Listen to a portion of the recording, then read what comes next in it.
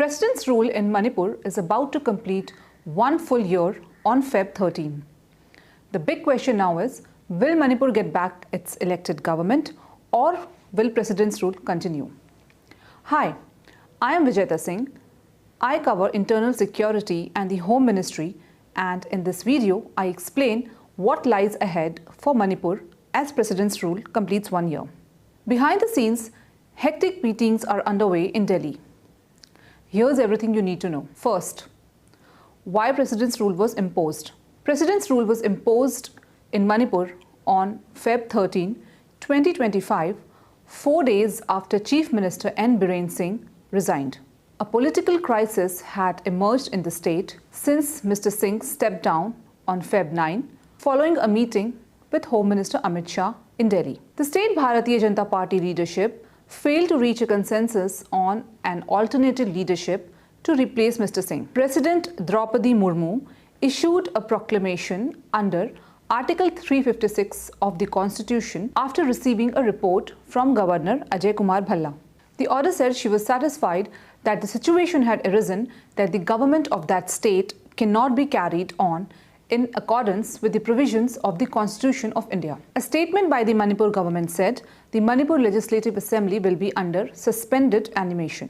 The state assembly's tenure is till 2027. The administrative and other security-related decisions are now being taken by Governor Bhalla. As the Feb 13 deadline approaches, the union government is under pressure because President's rule cannot continue beyond 1 year unless a constitutional amendment bill is passed in Parliament. This is why the centre is now exploring all possible options to restore an elected government in Manipur. Over the past week, at least 2 high-level security and political meetings have taken place. Union Home Minister Amit Shah chaired a security review meeting on January 2. Union Home Secretary Govind Mohan held another detailed discussion on January 5. Manipur Governor Ajay Kumar Bhalla, top police officials, civil administration, and even the Director General of Military Operations were present.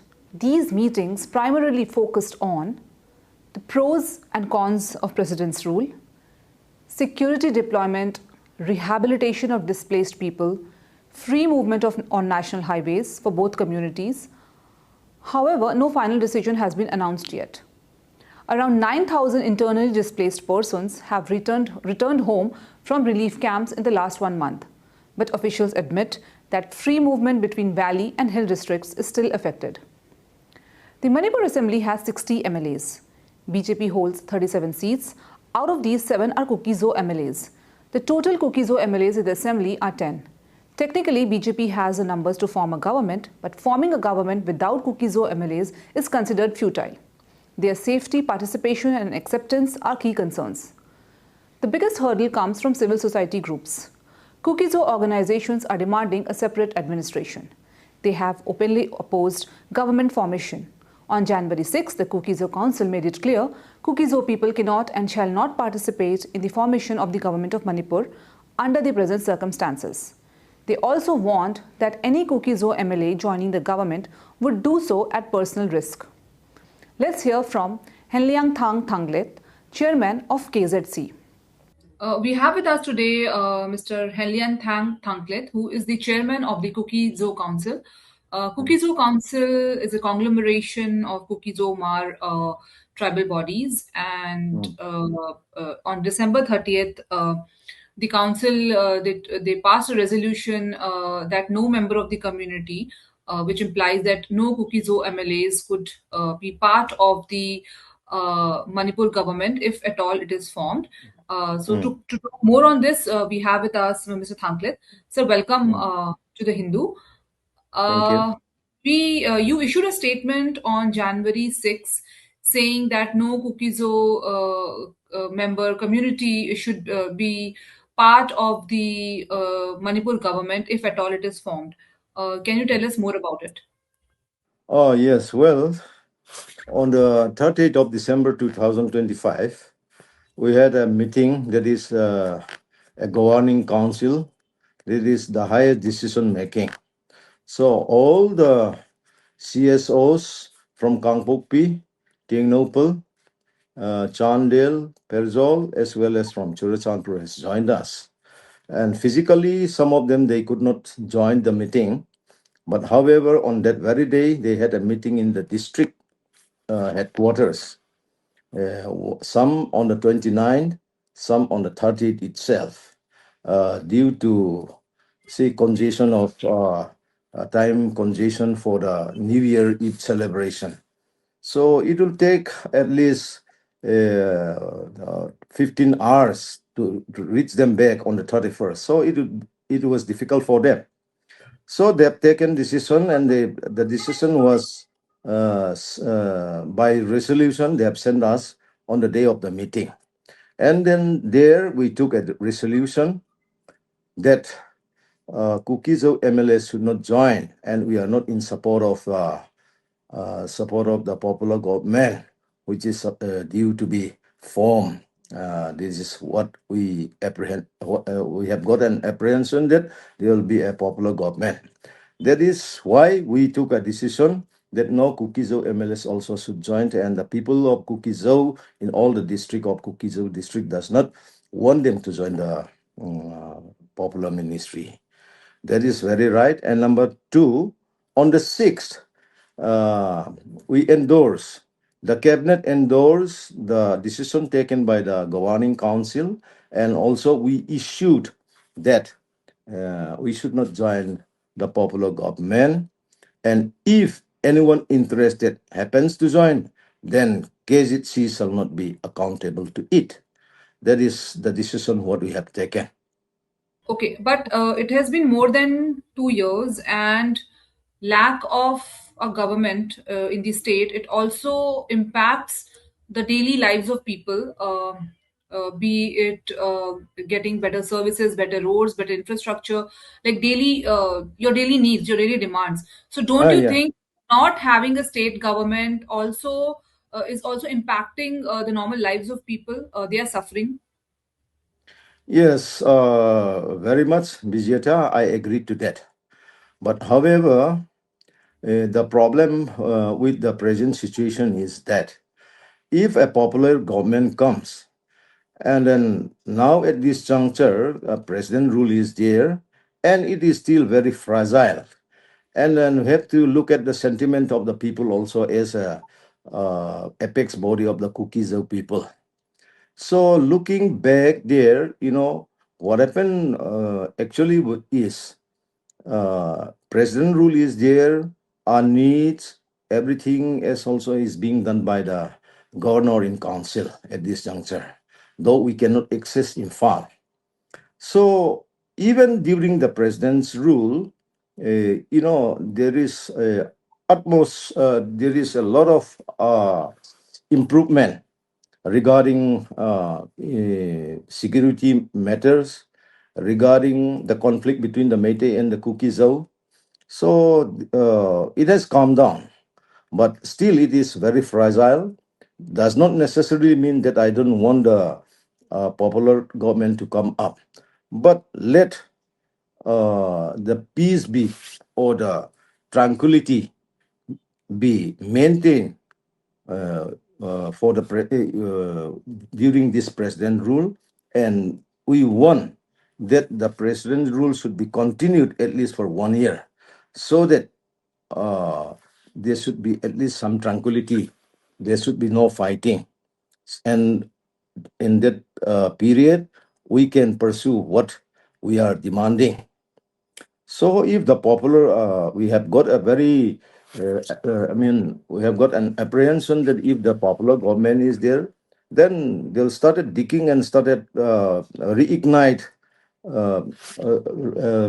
the conflict, what started earlier, which started earlier way back in 2023, May 3rd.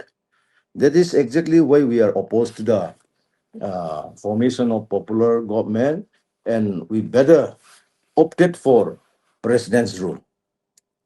Right, but at no point the government has even given an oblique assurance Mm. that they will agree to a separate administration, which in your eyes is a union territory with Uh-huh. legislative assembly. So, with that not happening, what is the point of not being a part of the government if at all it is formed in the near future? See, Vijayata, on the 4th of September September 2025, they have extended the uh, SU agreement, okay, for a period of 1 year. So they have started the dialogue, and the dialogue is also is very, it's going well so far. That now they have come to the issue of land rights and everything. They have started discussing. So in the meantime, if dialogue continues, then in one point of time, the government also might be in a position to accept to what we have demanded. That is a vision. Okay.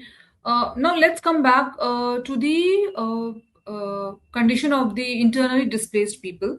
There are many people who are still living in relief camps who were displaced during the violence. And if Mm. you could tell us how many of them have been rehabilitated and how many, what is the current position? Because government has been rehabilitating, I mean, the governor's administration has been rehabilitating a few IDPs over the past 1 month. So has it happened in Yes. cooking areas as well? See, rehabilitation in the sense of resettlement in the valley area. I think they've made some resettlement in the buffer zone. That is in Torbung area. The DC has issued for the resettlement in that buffer zone. I mean, that is a periphery of the buffer zone. And then in Kakching area, in Siro area, they have made a resettlement that site also. And regarding this, we have written, but governor office might have not reached that, I believe. But resettlement at this point of time in the buffer zone is very sensitive, and then and we find that that resettlement should also be shifted somewhere inner, not in the periphery of the buffer zone. So if this very sensitive, this is also is a sensitive issue. And as for Kuki-Zo people, resettlement is not yet done because we are not yet ready. Because like mostly, uh, mostly the uh, IDPs are from the uh, Kangpopi Kangpopi area in island block, and then from Chandel in Sugnu area. So resettling them in the buffer zone might create another problem. So we are discussing this also.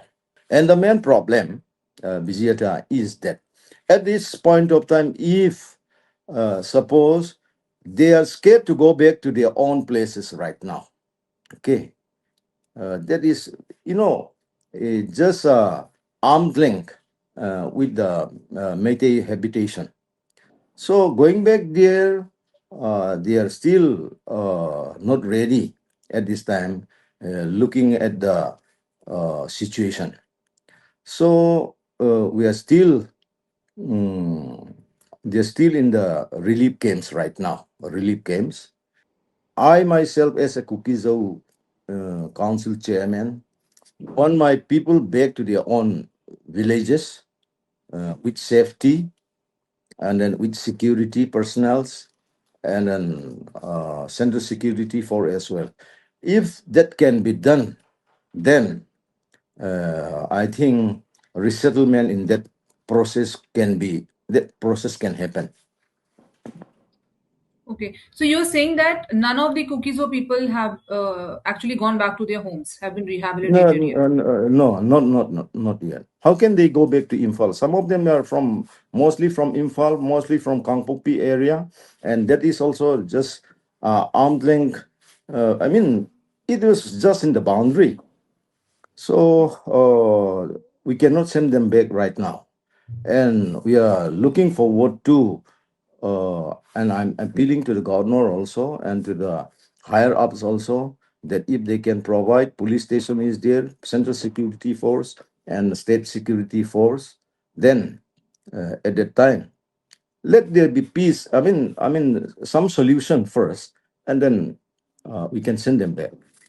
Okay. And there is a very crucial angle to all this. The free movement of people on the highways, the national highways. Government has been, even the center, government at the center and the governor's administration, they have been pushing for the opening of the National Highway 37, particularly, and National Highway 2, so that Methi people can access and go to further to Nagaland, and so the Kuki-Zo people can, travel to Imphal and access the airport.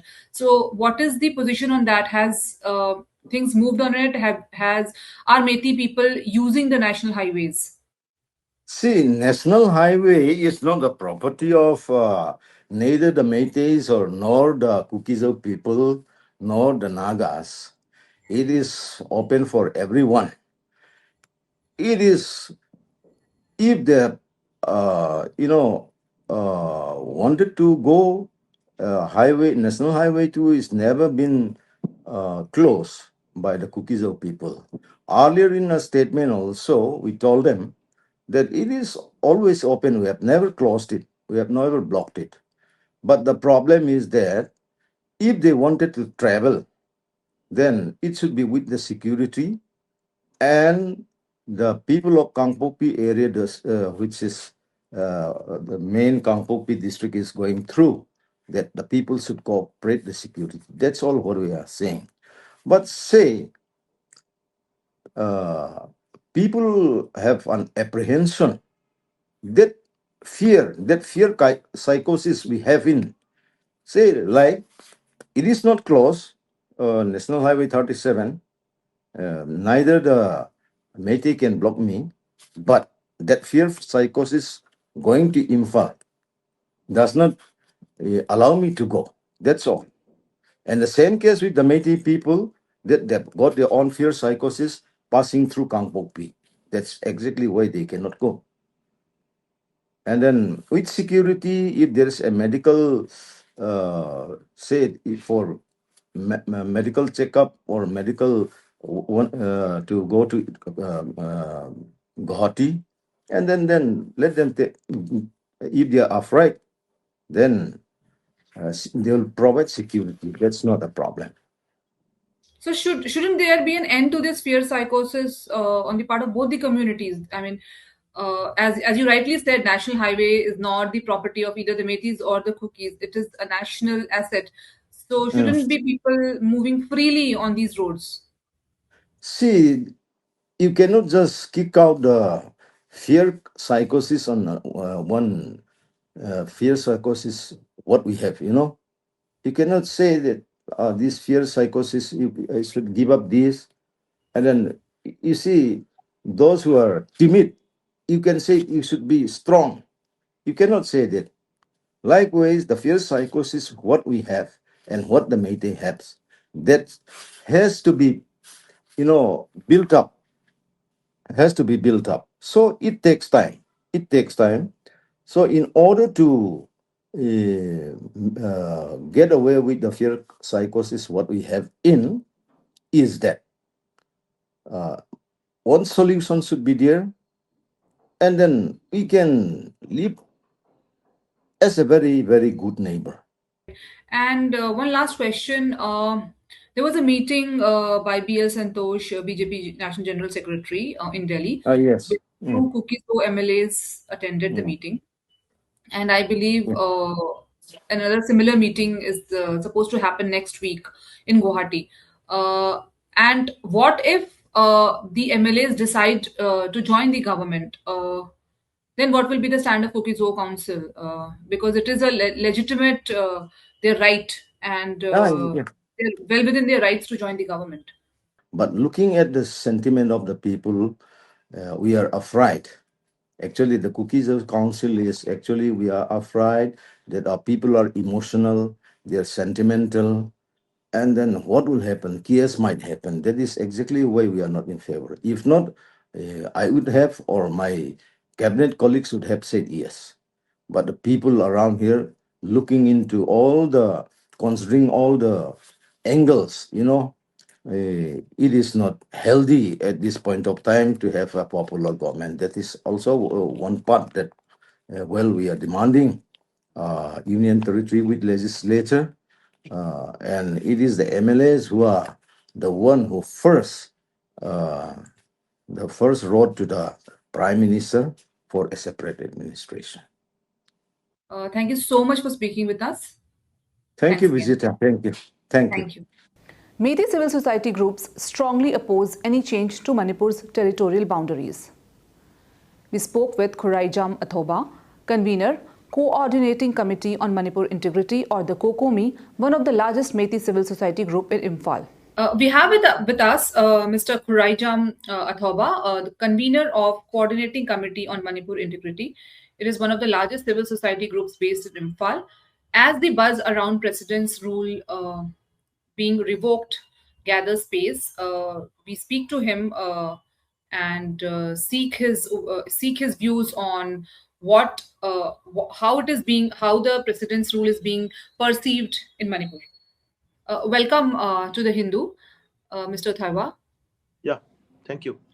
So, can you tell me the president's rule? It's been almost a year that it was imposed in Manipur. First of all, can you take us through what has changed in Manipur after president's rule? Has it helped the people, or has it made life more difficult? Well, to tell it little bluntly, I think uh, it hasn't met with the expectations from the people. Well, right from the beginning, when the president rules was about to impose in Manipur, we already said that president rules won't work in Manipur because it is very difficult for New Delhi to understand the local dynamics of the state, and president rule has never, delivered justice to the people even in the past. If you recall back the unfortunate incidents of 2001, where the Manipur Assembly was, torched down, and huge public protest was erupted. 18 lives were lost. Those were events that took place during president's rules again. So we have been always saying that president rules won't work, and it's now having the same, situation again. And in our understanding, president rules are supposed to be an alternative to the state government, popular elected state government, so that those situations, I mean the law and order situations in the state, which were not being able to, control or maintained by the popular elected state government, uh, needs the assistance from the center, and president rules have been imposed just to reset the disrupted law and order situations and hand it back to the popular government as soon as possible. But that thing has also been again, completely, what do you say, failed in a way, because over the past 1 year, we haven't seen any significant progress in terms of resolving the ongoing crisis in the state of Manipur. And there is recently there has been a series of, open defiance and terrorist attacks carried out by armed groups from across the, fringe areas, and there isn't any visible action, military or administratively or legally, being taken up during this time as well. So people are now fed up of this president rules administration, which is currently underway, and people are now again looking towards, other alternatives, which we don't know which one will be better: the previous popular elected government to come back, or the president rules to continue. So that's the dilemma that's going on in the people's mind today. Yeah. Okay, so if you look at the numbers, there have been a lot of arrests of people who were extorting money from commoners in Manipur. Plus, the violence has significantly come down. So, don't you think this is also due to the president's rule? Do you want to give credit to president's rule for this absence of large scale violence in Manipur in the past 1 year?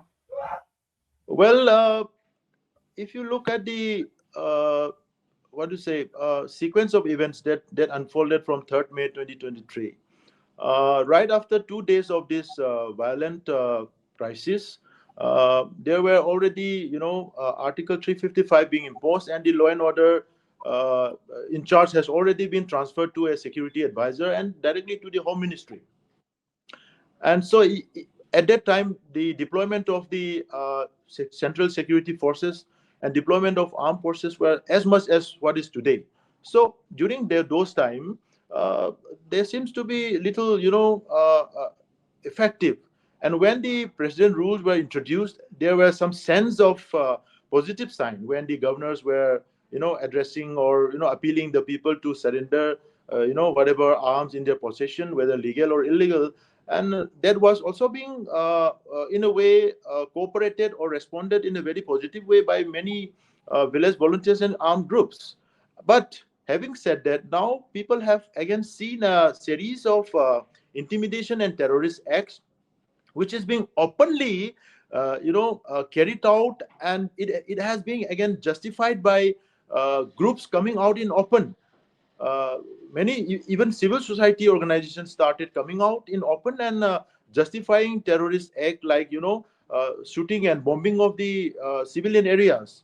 So at that time, when President Rule failed to act, and when they failed to secure the lives and properties of civilians in the same notion again, so people have started thinking that the current President Rules has again failed, with due course of time. So that's the feeling here.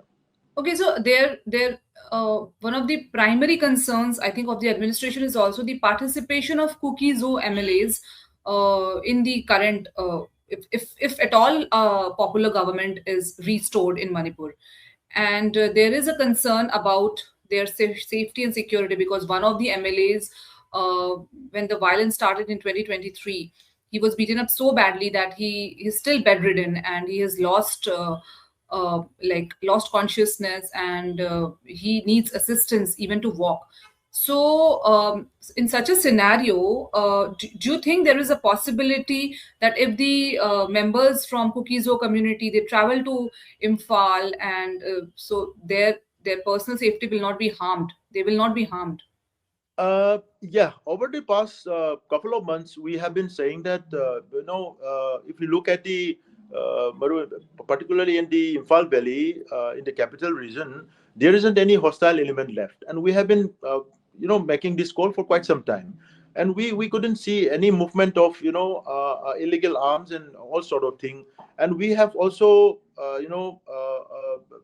expressed to the media that, people should, come back and access to all the, facilities and amenities that's available in Imphal, the capital region. So I think people are now, looking for peace and normalcy. So I don't think that there will be any disruption even when the, the MLAs, come back and, look forward to a, what do you say, conducive resetting of the new popular government or whatsoever. And I think there should not be any issue. However, people are only concerned about the, security and integrity of the state.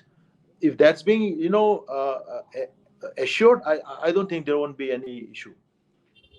Right. And what about the movement of people from and to the valley? I believe people from the valley are still not able to use the national highway, which pass through Kuki-Zo areas.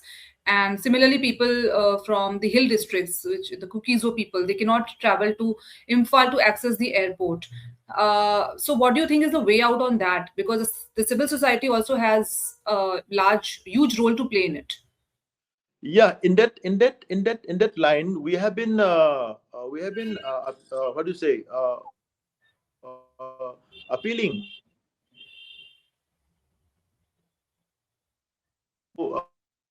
access open to everyone. Everyone should come and access. And we have also, what do you say, we have also witnessed many people who are coming to Imphal for treatment, and there is no denying. The only thing is that when you start using this, what do you say, this situation as a political propaganda, as a tools to, use it as a propaganda, then it definitely, what you said, intimidates, or what do you say, it definitely in a way, try to, what do you say, make some unwanted situations being called up. So there is already exchange of this thing, movements, and nobody is saying anything. Even right now, we have already witnessed many patients, are getting treatment in the hospitals in Imphal, and many people are accessing the airports. But there are certain groups who come out in open and restrict their own community people to get access to these necessity, essential services and facilities. Those are the things. That's the problem. You must have come across, statements by some CSOs calling out for people not to go and access the Imphal airport. There are also people who are openly calling out that, people should not come and travel to these areas. These are being call made by certain only specific group of people, group of organizations, and we are asking the administration to take action, necessary action, to those organized group of people who are against such, anti-peace move. You know, they need to be brought under justice. They should not be allowed to openly restrict or control people from getting access to essential services. And this is a, call of being a, this is a necessary, what do you say, uh, uh, thing that we must extend and cooperate. And that's what we have been, missing, and we are not in a capacity to, what do you say, forcefully get people to come back to Imphal, and we cannot force people to go and access the airport. But we have already made our call that Imphal, there isn't any hostile element left. People can come back and access airports, come to the hospital, get their education in the institutions, universities, and other. Of course, there are people who are still, pursuing educations in medical institutions and other this thing. Civil society groups play an important role in Manipur. On December 14, Methi and Kuki-Zo BJP MLAs sat face-to-face for the first time since violence erupted. The meeting was called by BJP National General Secretary B.L. Santosh. 34 BJP MLAs attended. Later on January 14, BJP MLAs are expected to meet Mr. Santosh in Guwahati, another crucial step. So what happens next? Government sources say extending President's rule would require a new bill in Parliament. The centre prefers to restore an elected government. The final decision will depend on developments in the next few days. Officials admit the attempt is to form the government, but all options are being weighed. Manipur stands at a crossroads. Whether peace, trust and political consensus can be achieved in time, only the coming days will tell. Thank you so much for watching. Do like, share and subscribe to The Hindu for more ground reports and political analysis.